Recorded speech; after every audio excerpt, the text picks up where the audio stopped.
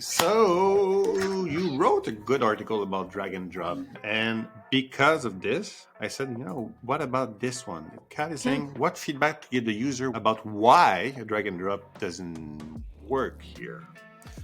So I think.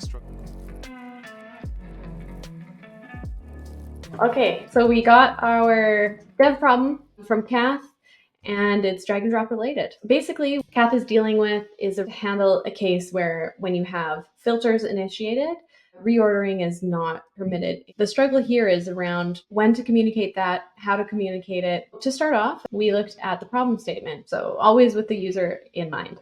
As a user who needs to manage documents, I'd like to know what actions are and aren't available when using filters, so I'm not surprised when I can't. Thinking about some assumptions around it, we know it's a list for sure. We don't actually have a wireframe, but we know it's going to be a list. There may be some opportunities around emulating Dropbox or Finder or something else because we're talking about reordering files specifically. We know we're talking about a desktop experience. We want to be able to communicate to people what the system can do upfront whenever possible, as opposed to like throwing an error or something like that. We want to make sure that when we solve this problem, we get the timing right. When is that exact moment that we want to communicate that thing?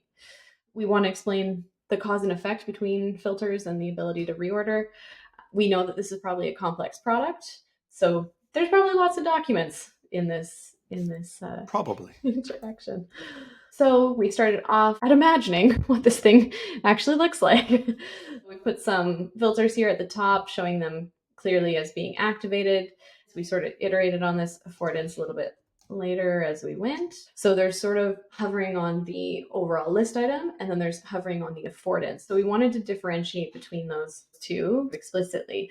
As the hover goes onto the affordance itself, it kind of lights up. It's telling you, hey, I'm something a bit special. So our overall approach to solving this problem is to basically solve it like right in the moment that someone's going to start to initiate the action.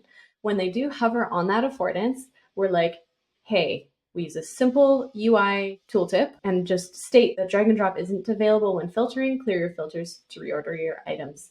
Simply saying it like right at the moment that they're going to start their interaction. So we opted for this approach because the user doesn't really have to do any more work. So what we're trying to do is just make it the most minimum amount of effort that they have to put in before they realize that it was wasted effort. So our idea is just prevent that from the beginning by telling them in this moment. Another piece of our rationale as well was that we didn't do it in the filter dialog or on the screen or whatever like that, because telling people a little bit too much upfront in a moment they're not trying to do that thing, it's a bit much. It's like kind of a TMI moment in your UI, we think. Unless, of course, there's a case where that thing is going to have big consequences or something like that, and it's like, danger.